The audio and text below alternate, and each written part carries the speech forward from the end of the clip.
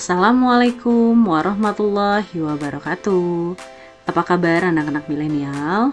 Pada kesempatan kali ini, Hali TV akan membahas soal-soal latihan asesmen akhir tahun Matematika kelas 7 dengan lingkup materi, perbandingan, bangun datar, bangun ruang, dan statistik. Sebelum melanjutkan video ini, jangan lupa like, komen, dan subscribe ya. Selamat menyimak. Kita akan mulai dari materi perbandingan. Jadi perbandingan ini adalah proses membandingkan dua benda atau item. Jadi boleh dua, boleh lebih gitu ya, dengan satuan yang sama. Jadi perbandingan ini sebenarnya ada dua, ada yang senilai, ada yang berbalik nilai atau tidak senilai. Untuk mengingat perbedaannya kita pakai contoh soal nanti ya. Kita lanjut untuk membahas soal yang sudah disiapkan. Jadi Sinta membeli 4 buku gitu ya, dengan harga 24.000. Terus Dinda akan membeli buku yang sama dengan Sinta di tempat yang sama juga. Dia mau belinya 9 buku. Maka uang harus dikeluarkan Dinda. Jadi perbandingan ini tidak melulu harus pakai rumus ya. Kalau mau pakai logika juga boleh. Misalkan 4 buku 24.000, oh berarti satu buku berapa, kayak gitu juga boleh.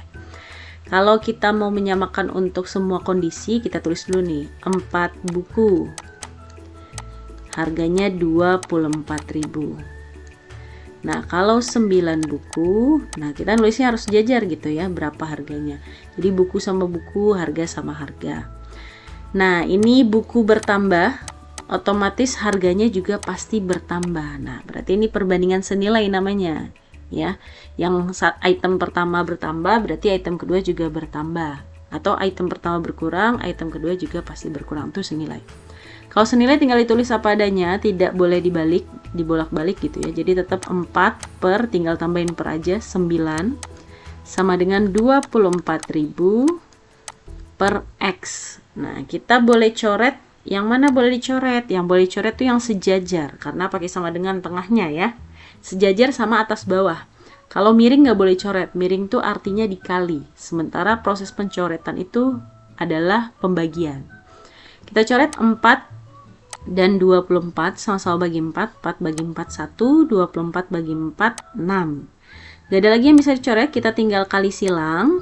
X kali 1 itu X, berarti ini 9 dikali 6.000, dapat 54.000. Jadi kalau Dinda mau beli 9 buku, berarti Dinda harus ngeluarin uang 54.000. Cukup mudah ya.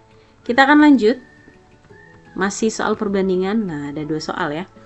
Seperti tadi kita tulis dulu, Ibu menjahit 25 baju selama 15 hari. 25 baju selama 15 hari. Nah, kita tulis keterangannya biar tidak ragu saat menulisnya nanti. Jika Ibu akan menyelesaikan 40 baju, berarti di sini nulisnya 40 baju. Berapa hari yang dibutuhkan Ibu? Baju bertambah. Kalau secara logika otomatis harinya pasti bertambah untuk menyelesaikan ya. Nah, kalau seperti ini berarti perbandingan senilai. Kita tinggal tulis apa adanya, 25 per 40 sama dengan 15 per X. Nah, kita coret. Yang sejajar dulu boleh. 25 bagi 5 itu 5. 15 bagi 5 itu 3. Nah, 40 sama 5 sama-sama bagi 5. Ini 1, ini 8. Kita tinggal kali silang. X kali 1 itu X. 8 kali 3 24. Berarti Ibu butuh 24 hari untuk menyelesaikan 40 baju gitu ya. Kita lanjut ke soal yang di bawahnya. Jadi suatu pekerjaan dapat diselesaikan 32 hari dengan 15 pekerja. Kita tulis apa adanya dulu. 32 hari. Ada 15 pekerja. Nah, kalau ternyata harus diselesaikan 12 hari. Nah, 12 harinya di sini.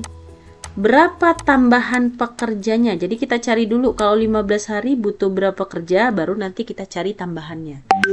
Ini hari berkurang, otomatis pasti pekerja ditambah karena harinya udah berkurang gitu ya. Kalau satu turun satu naik atau satu naik satu lagi turun, itu pasti perbandingannya tidak senilai atau berbalik nilai. Nah, bedanya dengan yang di atas, yang tidak senilai ini kita harus balik salah satu kolom, boleh depan, boleh yang belakang. Misalkan kita balik yang depan, harusnya kan 32 per 12 kita nulisnya ya. Kita balik, jadinya 12 yang di atas, 32 yang di bawah. Sama dengan yang belakangnya nggak usah dibalik, tulis apa adanya, 15 per X. Baru kita coret 12 sama 15 sama-sama bagi 3, 4 di sini 5, 4 sama 32 sama-sama bagi 4, 4 bagi 4 1, 32 bagi 4 8. Kita kali silang nih, X kali 1 itu X, ini tinggal 8 kali 5, 8 kali 5 40. Berarti kalau mau selesai 12 hari butuh 40 pekerja. Sementara kita hanya butuh tambahan. Tambahan itu berarti awalan udah ada berapa. Nah, supaya jadi 40 ada berapa pekerja lagi gitu ya. Berarti 40 pekerja yang kita butuhkan kurang dengan 15 pekerja yang sudah kita punya. 40 dikurang 15, jawabannya 25 pekerja. Jadi butuh tambahan 25 pekerja lagi gitu ya. Kita lanjut. Nah, masih soal perbandingan ya. Jadi ayah akan membagikan sejumlah permen yang sudah ada dalam kantong jika permen tersebut dibagikan pada 12 orang anak. Kalau 12 orang anaknya, satu anak tuh dapat 4 permen gitu ya. Nah, jika anak-anak yang akan dibagikan permen jadi 8 orang, jadi sekarang ternyata anaknya hanya 8 gitu. Jadi berapa permen yang didapatkan oleh satu anak? Anaknya berkurang, otomatis satu anak pasti akan dapat lebih banyak dari 4 gitu permennya ya. Berarti ini perbandingan tidak senilai atau berbalik nilai. Kita balik yang depannya aja, 8 jadi di atas, 12 jadi di bawah. Ini tetap 4 dan X. Kita coret nih, angkanya bagus nih. 8 sama 4 sama-sama bagi 4, 4 bagi 4 1, 8 bagi 4 2. Terus 12 sama 2 sama-sama bagi 2, 2 bagi 2 1, 12 bagi 2 6. Kali silang, X kali 1 X, 6 kali 1 6. Berarti satu anak dapat 6 permen kalau anaknya ada 8. Udah ya. Kita lanjut. Masih soal perbandingan. Nah, ini ada kata kuncinya nih. Untuk soal yang seperti ini gitu ya. Jadi yang di atas tuh perbandingan yang ditanya, di bawah tuh yang diketahui kali bilangan diketahui. Apa sih maksudnya? Kita coba lihat ya. Jadi perbandingan uang Hendra dan Yani itu 5:3. Jadi 5 ini perbandingannya si Hendra, 3 ini adalah perbandingannya Yani. Jika jumlah uang mereka ada 560, nah ini berarti yang diketahui nih jumlah. Ini yang diketahui. Kenapa ini yang diketahui? Karena ada tulis ininya, keterangannya 560.000 uang mereka dijumlahin gitu ya. Maka jumlah uang Hendra adalah. Berarti yang ditanya uangnya Hendra.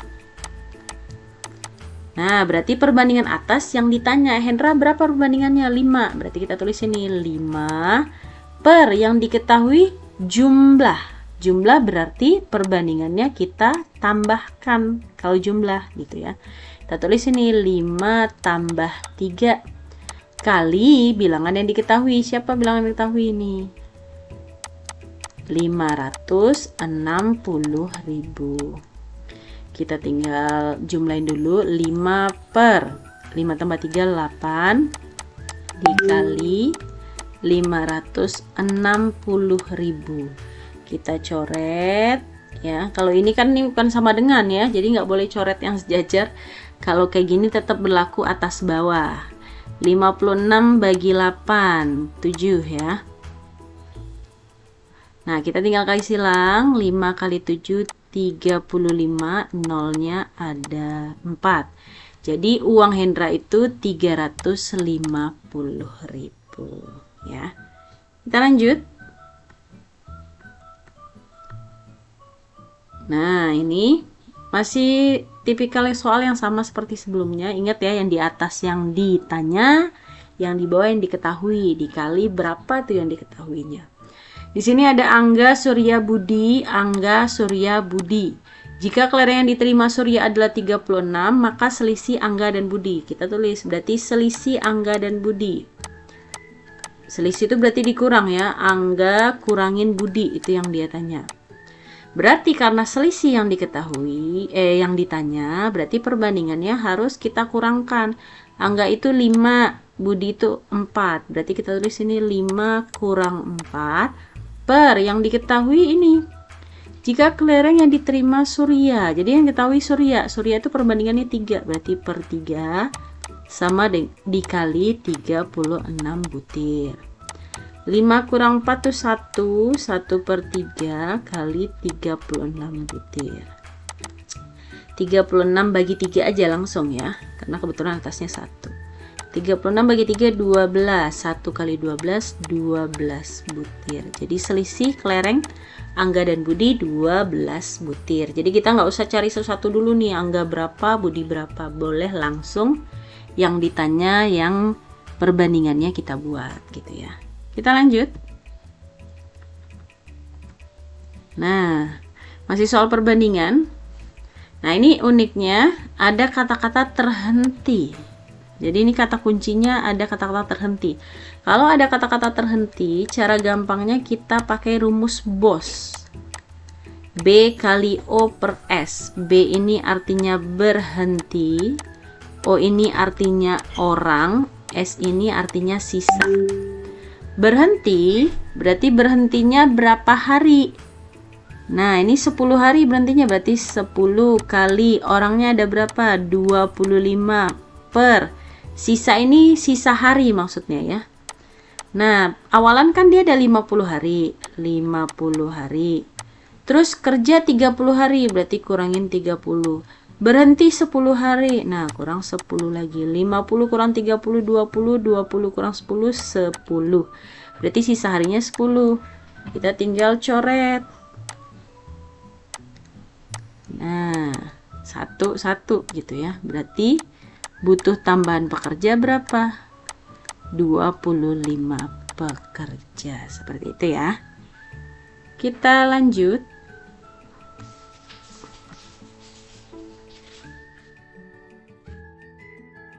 Kita lanjut soal perbandingan masih ya. Jadi Linda dan Sari akan berkunjung ke daerah Bogor dengan transportasi yang berbeda.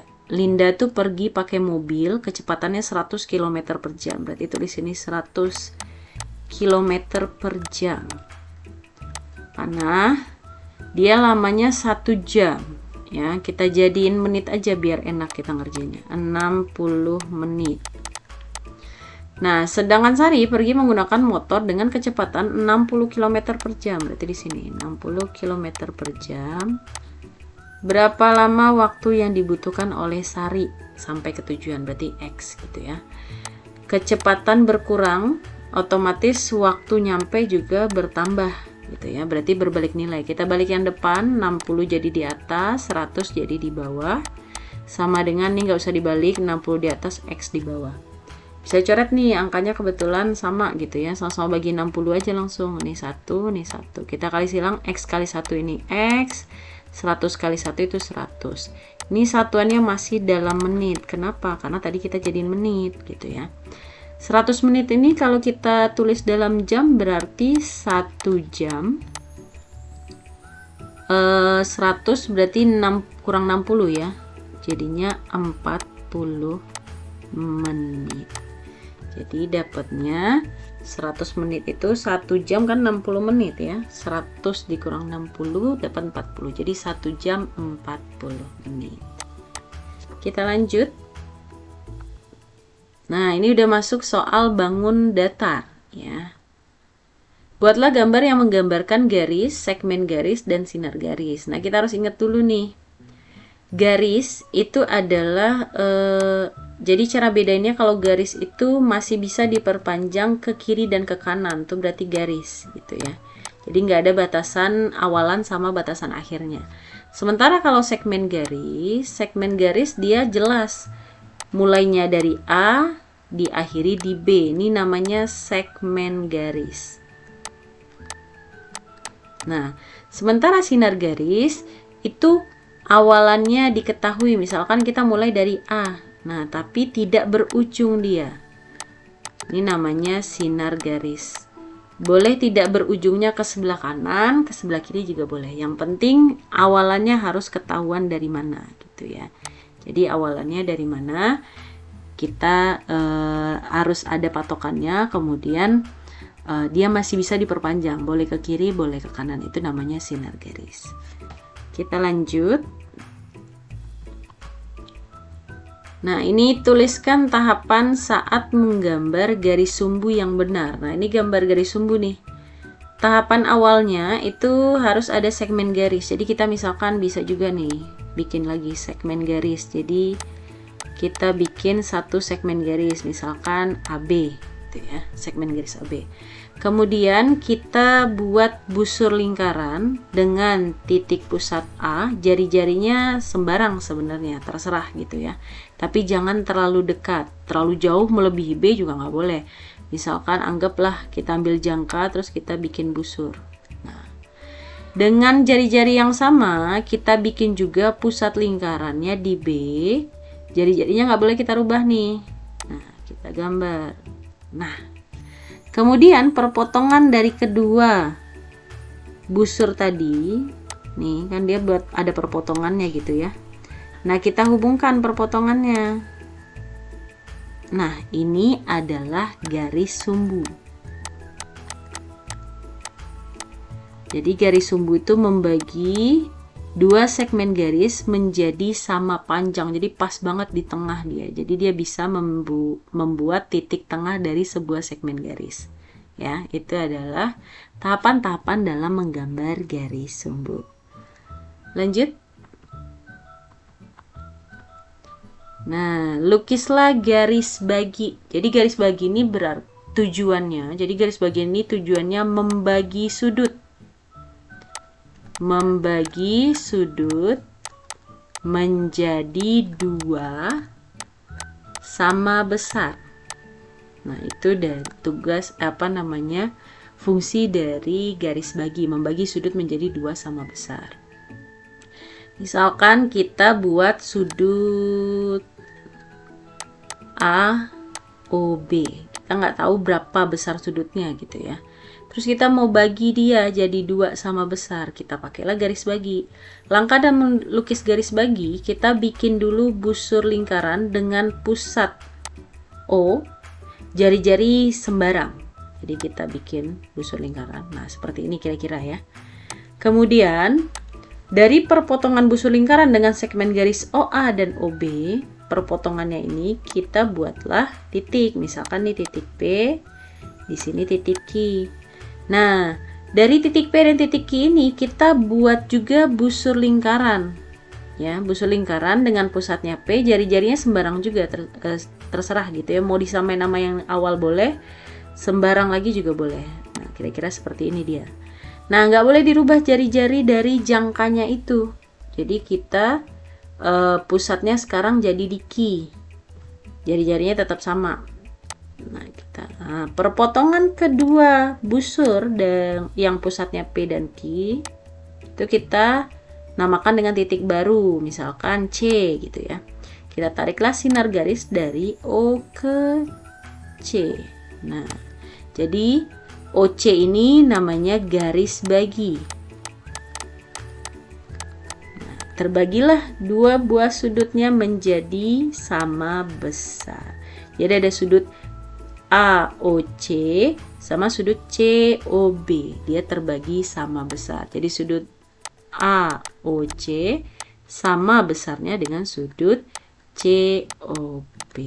Gitu ya. Kita lanjut. Nah, ini tulislah pengertian refleksi, translasi, dan rotasi. Jadi translasi itu adalah proses menggeser. Kata kuncinya di menggeser kalau translasi gitu ya.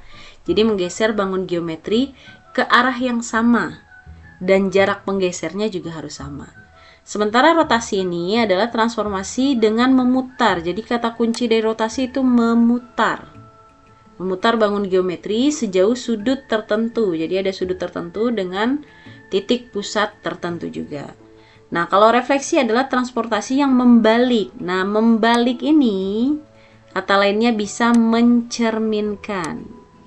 Nah, jadi refleksi ini kata lainnya boleh mencerminkan. Jadi translasi itu menggeser, rotasi itu memutar, sementara refleksi itu mencerminkan atau membalik. Lanjut ya. Nah, segitiga aksen B aksen C aksen, nih yang aksen yang ini ya, yang warna biru, adalah proses translasi. Nah, seperti yang ada sebelumnya, translasi ini artinya menggeser. Jadi proses translasi adalah proses menggeser. Jadi segitiga ABC itu berarti yang merah, kita geser sehingga jadi yang biru. A aksen, B aksen, C aksen ini adalah bayangan setelah digeser atau ditranslasikan. Komponen translasi dari kedua segitiga tersebut. Ini nggak perlu kita cari semua, cukup yang mewakili aja, karena berlaku untuk semua titik. Misalkan kita ambil patokannya yang A gitu ya. A ini mau ke A aksen. Seperti sumbu koordinat, jadi ada X dulu, baru Y gitu ya. Jadi kita geraknya pakai garis X dulu. X itu kan yang mendatar. Bisa ke kiri, bisa ke kanan. Berarti dari A aksen, dari A mau ke aksen, berarti kita ke kiri dulu nih. Berapa langkah? Hitung aja kotaknya. 1, 2, 3, 4. Berarti tulis sini. 4 satuan ke kiri. Nah, udah sampai belum ke aksen? Belum gitu ya. Berarti ada dan. Berapa langkah dia ke aksen? Harus ke atas dia kan? 1, 2. Berarti kita tulis ini 2 satuan ke atas. Jadi komponen translasinya adalah 4 satuan ke kiri dan 2 satuan ke atas. Nggak boleh dibalik ya. Jadi perjalanannya kiri kanan dulu sesuai dengan garis X, baru kita ke sumbu Y, atas bawah gitu ya. Kita lanjut. Nah, masih bangun datar ya. Nah, tulislah keterangan masing-masing gambar dihubungkan dengan transformasi. Tadi transformasi ada refleksi, rotasi, sama dilatasi gitu ya. Kalau yang A ini refleksi atau pencerminan ya. Ini refleksi, yang ini nggak mungkin pencerminan ya, karena nggak sama ininya, cerminnya gitu ya, bayangannya. Ini berarti translasi, digeser dia. Karena tidak berubah, bentuk nggak berubah, hanya posisi yang berubah, translasi. Kalau ini berarti rotasi, karena terputar dia. Sama-sama persegi gitu ya, tapi posisinya jadi memutar. Nah, ini refleksi. Karena pencerminan ya, ini juga masih refleksi. Yang F juga, F ini bukan refleksi ya, jadi F ini berarti kita muter, rotasi. Karena kalau refleksi berarti yang pendeknya di sini, bukan di sebelah kiri gitu ya, jadi sebelah kanan kalau memang refleksi. Jadi yang A refleksi, B translasi, C rotasi, D refleksi, E juga refleksi, sementara F itu rotasi. Kita lanjut. Nah, bagaimana cara melukis sudut 45 derajat tanpa menggunakan busur? Jadi kita ingat-ingat lagi, kita melukis garis itu ada garis sumbu, ada garis bagi, ada garis tegak lurus. Garis sumbu itu tujuannya membagi segmen garis menjadi 2 sama panjang. Berarti kita nggak butuh garis sumbu nih, karena kita mau gambarnya sudut. Kalau garis sumbu kan fungsinya membagi garis, segmen garis gitu ya. Nah, sementara garis tegak lurus itu menghasilkan sudut 90 derajat. Nah, perlu nih, ada 45. Berarti bisa dari 90 ya.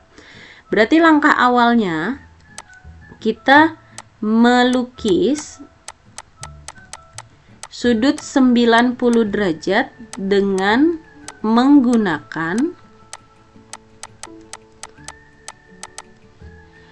garis tegak lurus. Jadi kita gambar dulu garis tegak lurus. Melukis 90 tujuannya ya. Tujuannya nanti biar kita bisa bagi 2 jadi 45. Nah, gimana cara melukis garis tegak lurus? Jadi garis tegak lurus cara melukisnya pertama itu buatlah garis. Garis itu berarti bisa diperpanjang kedua arah gitu ya. Anggap aja ini garisnya garis L. Kemudian tulislah sembarang titik P dan Q pada garis L. Jadi misalkan P-nya di sini, Q misalkan di sini. Kemudian supaya kita bisa ada patokan untuk menggambar garis tegak lurusnya, kita buatlah atau lukislah titik yang berada di luar garis L. Anggap aja titiknya namanya titik A gitu ya. Berarti sini A nih.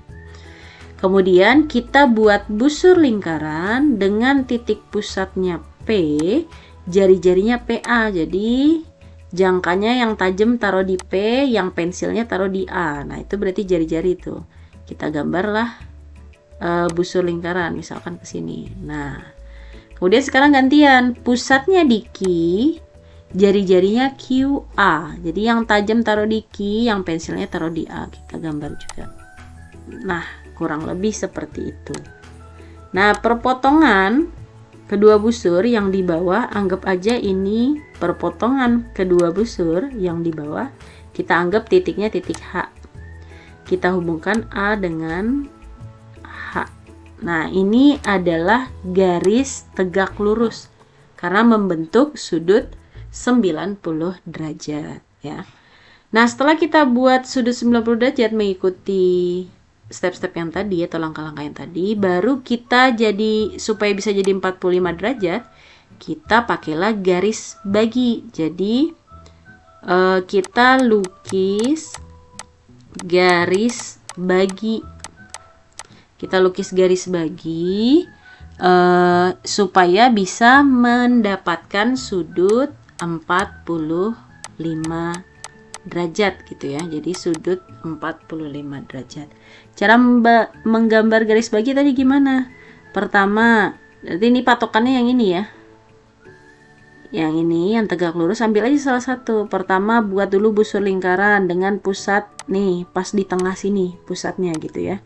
Kita gambar busur lingkaran. Nah, ini perpotongannya misalkan dinamakan B. Perpotongan ini dinamakan C. Yang ini ya. Nah, terus kita gambar juga busur lingkaran dengan pusat B dan pusat C. Dengan pusat B jari-jari sembarang ke sini. Dengan pusat C gantian jadinya ya. Jari-jari juga sama. Nah, perpotongan kedua busur kita hubungkan.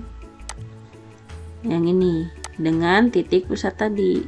Nah, berarti ini sudah menjadi sudut 45 derajat yang warna biru gitu ya. Jadi itu adalah cara-cara menggambar 45 derajat. Jadi kita lukis dulu sudut 90 derajat dengan menggunakan garis tegak lurus. Habis itu garis sudut 90-nya baru kita bagi dengan menggunakan garis bagi. Kita lanjut ya. Sudah selesai untuk kesempatan kali ini. Jika ada yang ditanyakan boleh komen ya, atau kurang paham boleh komen. Kita akan lanjut nanti di part 2 untuk membahas bangun ruang dan statistik. Terima kasih banyak. Assalamualaikum warahmatullahi wabarakatuh.